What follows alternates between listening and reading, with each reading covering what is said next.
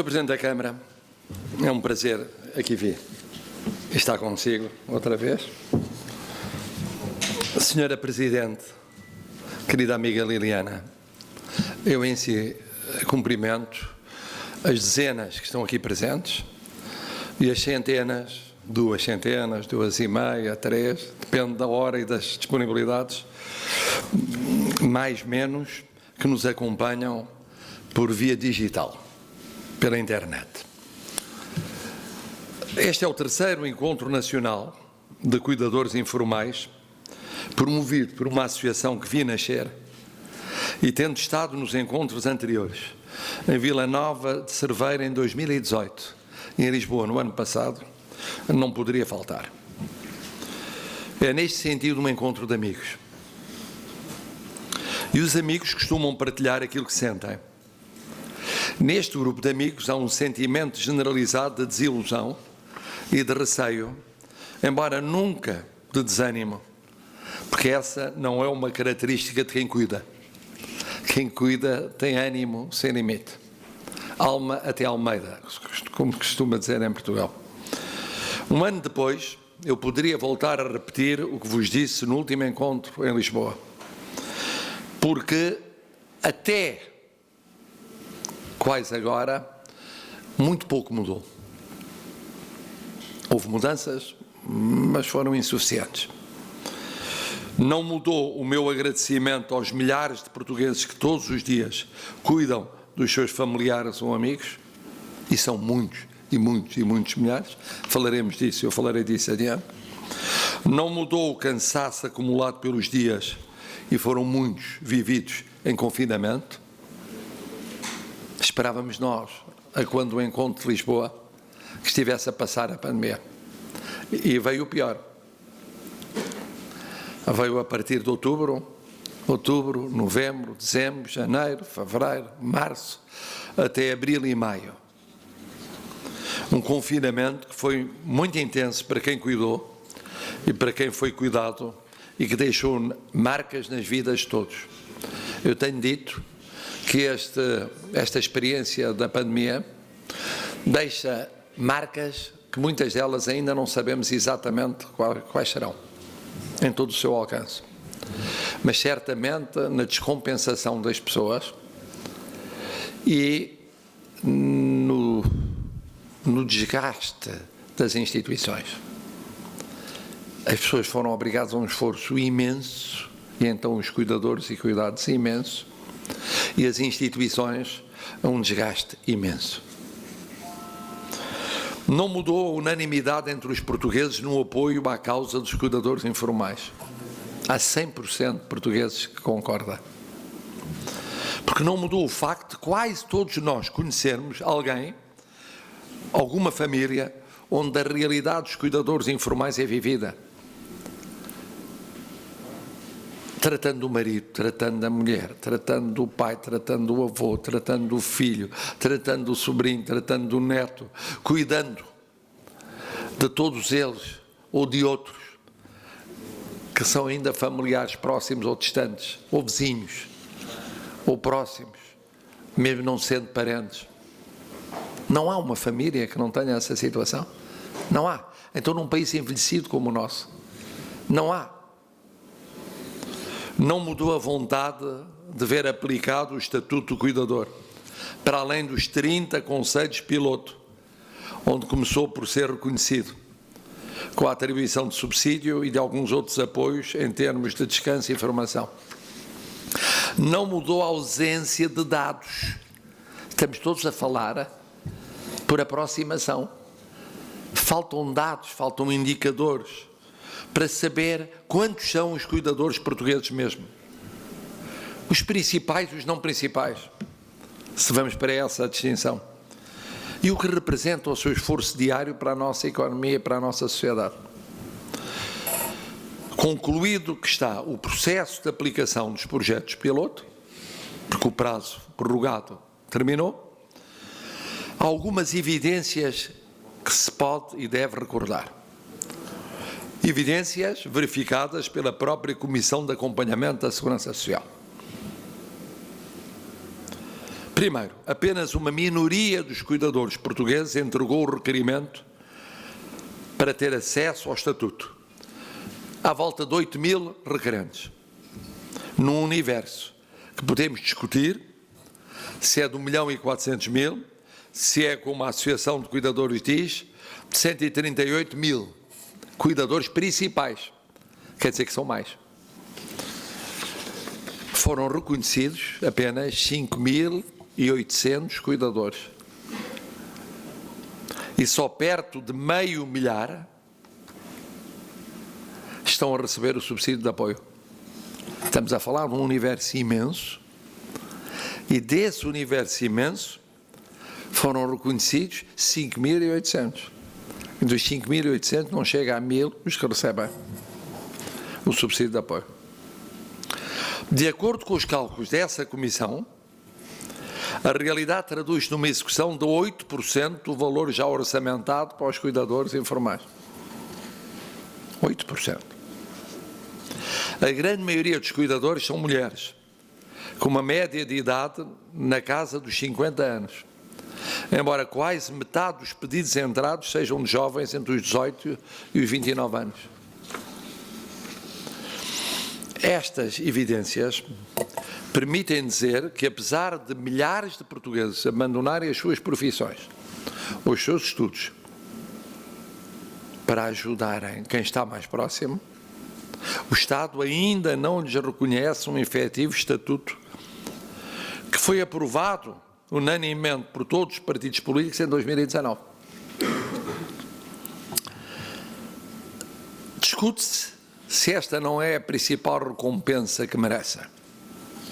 A Fundação HCAM acaba de publicar um estudo que revela que a satisfação dos cuidadores se centra, em primeiro lugar, na preocupação de cuidar e nas suas implicações pessoais, emocionais e afetivas. E só depois, na remuneração ou na formação.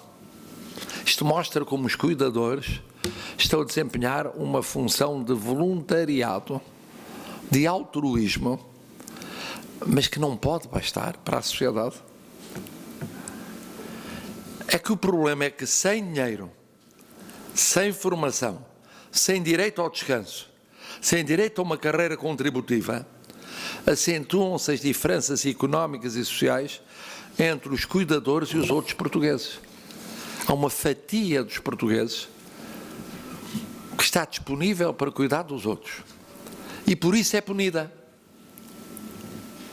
É punida no seu estatuto social e no seu estatuto económico. E por isso é fundamental continuar a lutar, primeiro, pela aplicação do estatuto a todo o território nacional, continuando a chamar a atenção para uma realidade que, podendo parecer escondida, tem consequência na vida de tantas famílias. Durante muito tempo era assim. Escondia-se a realidade dos cuidadores. Existia, mas não existia. Felizmente houve essa mudança cultural. As famílias perceberam que tinham de assumir a realidade. Porque ela existia e era uma realidade injusta para milhares e milhares de portugueses. Mas porque eu quero ser justo, devo dizer que recebi da Secretaria de Estado da Segurança Social elementos que vos vou referir. Primeiro, recorda à Secretaria de Estado que houve um esforço para introduzir alterações no reconhecimento do cuidador informal, para simplificar e desburocratizar o processo. Isso é um passo importante. Porque se de repente, logo no momento do acesso ao reconhecimento, ficarem excluídos milhares e milhares de cuidadores, logo aí começa a discriminação, começa logo aí a desigualdade. E eu devo reconhecer que isso foi comunicado pela Secretaria de Estado da Segurança Social. Por outro lado, comunicou também que, no quadro da Agenda do Trabalho Digno, o Conselho de Ministros já terá aprovado um conjunto de garantias adicionais para os cuidadores informais. Portanto, como digo, recebi esta comunicação no dia 29 de outubro. Não podia deixar de vos comunicar hoje. Criação de uma licença de 5 dias para os cuidadores informais não principais reconhecidos. Direito a faltar 15 dias sem perda de direitos, salvo a retribuição, aos cuidadores informais não principais reconhecidos por necessidades da pessoa cuidada. Familiar até 4º grau em linha direta e colateral, linha reta ou colateral. Os cuidadores não poderem ser prejudicados pelo exercício dos seus direitos em matéria de despedimentos, igualdade e não discriminação. Os cuidadores informais não principais reconhecidos virem a ter acesso a regimes de trabalho flexíveis e teletrabalho. Veremos, na sequência do diploma que eu ainda não conheço, qual é o alcance desta disposição. Veremos. Mas depois é-me comunicado pela Secretaria de Estado da Segurança Social que já está em circuito legislativo, quer dizer, já está a ser apreciado para efeitos de elaboração de uma lei, neste caso um decreto-lei do Governo, a extensão ou generalização do que era até agora o regime dos projetos piloto a todo o território continental, incluindo o subsídio de apoio ao cuidador informal principal. Isto é o que me foi comunicado. Perante aquilo que me foi comunicado, eu direi que são sinais positivos. Tem valido a pena a luta da associação. Tem valido a pena a luta de muitos que nos partidos políticos, no Parlamento e fora do Parlamento português e Parlamento Europeu, estou a pensar numa grande lutadora desde sempre, a senhora deputada Marisa Matias, todos os que têm continuado a falar na causa dos cuidadores informais e na necessidade de levar mais longe a aplicação do Estatuto. Eu gostaria muito que no próximo encontro, daqui por um ano, nós já pudéssemos dizer, primeiro, que aquilo que era um projeto para 30 municípios se alargou ou vai alargando progressivamente a todo o território continental. Segundo, que isso implica o subsídio previsto para os cuidadores informais principais. Terceiro, que fosse possível disponibilizar verbas para esse efeito e fossem utilizadas o máximo possível até ao final do ano que vem. Supondo que o nosso encontro é perto do final do ano que vem, novembro do ano que vem. Quarto, que aquelas medidas que foram aprovadas em Conselho de Ministros conheçam rapidamente a sua aplicação para os cuidadores informais, não principais, mas reconhecidos. Quinto, que aumente o número de cuidadores reconhecidos, que a desburocratização converta os 8.000 em muitos mais. Uma vez que temos a noção, podemos discutir se são 150 de milhar de pessoas, 150.000, 125.000, 200.000, mas são certamente mais do que 8 ou 10.000. Sabemos que isto é um esforço complexo, em termos humanos e em termos financeiros, nomeadamente para o Estado, que passa por uma colaboração com outras entidades, como as autarquias locais. Sabemos isso, mas sabemos que é um processo que tem de dar passos. E do mesmo modo que eu reconheço aqui os passos que me foram comunicados, entendo que todos esperam que haja mais passos e haja passos mais rápidos, porque são pessoas que estão nesta situação há anos ou décadas. Não estão há dias ou semanas ou meses. Todos conhecemos casos disso. São situações, por isso, prolongadas no tempo. E cada dia que passa, em termos de atraso na aplicação do Estatuto do Cuidador Informal, é um dia mais de espera, às vezes espera angustiada, desses cuidadores. Devo acrescentar aqui que vi, por aquilo que nos disse agora a Presidente Liliana, que vos preocupa, por um lado, a ligação ao Serviço Nacional de Saúde e, por outro lado, a forma como é possível equacionar, quer dizer, refletir sobre o problema da domicilização dos cuidados de saúde. É um problema mais vasto, como sabem. É um problema que tem a ver com a ligação genérica do sistema da segurança social ou da solidariedade social com o Serviço Nacional de Saúde. Todos nós vivemos essa questão durante o período da pandemia, mas que tem uma especial acuidade, isto é, lógica e urgência no caso dos cuidadores informais. Eu registro, não é um problema fácil, mas registro que não pode ser esquecido quando se for tratando, por um lado, do Estatuto do Cuidador Informal e, por outro lado, do aprofundamento e do melhoramento daquilo que é uma trave mestra da nossa democracia, que é o Serviço Nacional de Saúde.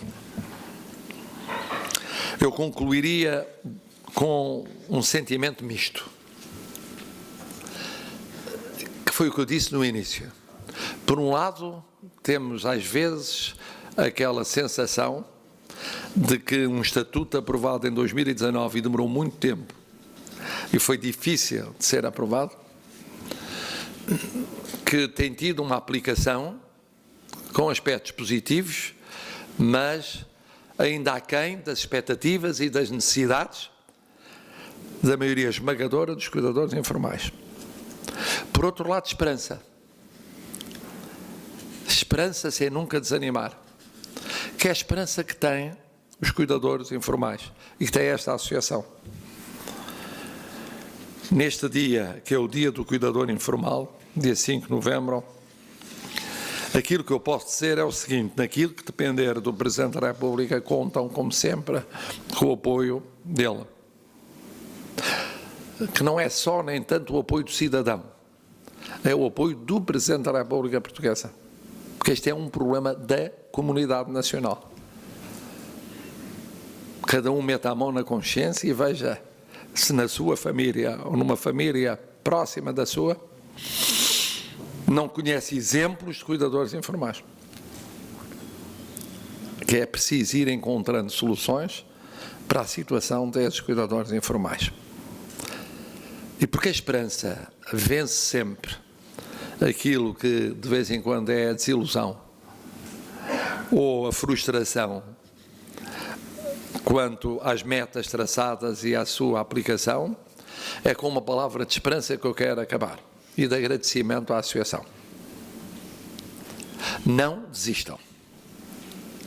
Mantenham com serenidade, mas com firmeza, a luta pela vossa causa.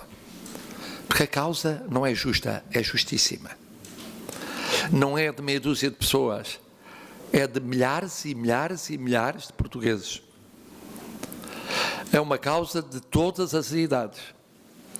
É uma causa fundamental num país que tem vindo a envelhecer no tempo e que tem problemas de desigualdades que não foram superadas. E, portanto, é justíssima a causa, é justíssima a luta. Deve continuar essa luta com serenidade, mas com determinação, mas com firmeza. É positivo que se anunciem passos para o futuro próximo. Vamos querer que esses passos correspondam àquilo que é o estado de espírito das centenas de cuidadores informais que nos estão a acompanhar à distância, das dezenas que aqui estão e dos milhares que não podem acompanhar porque não têm internet à mão, porque estão ocupadas nesta hora e nestas circunstâncias a cuidar de outros. Não se podem permitir nem sequer umas horas para virem a Évora a esta reunião, não se podem permitir nem sequer umas horas para poderem estar ligadas por internet, uma manhã e uma tarde, a discutir os seus problemas. E se pensarmos assim nelas, percebemos que é tão óbvia a justiça desta causa que ela vai vencer. Mais cedo ou mais tarde, e espero que mais cedo, ela vai vencer. Muito obrigado à Associação. Muito obrigado.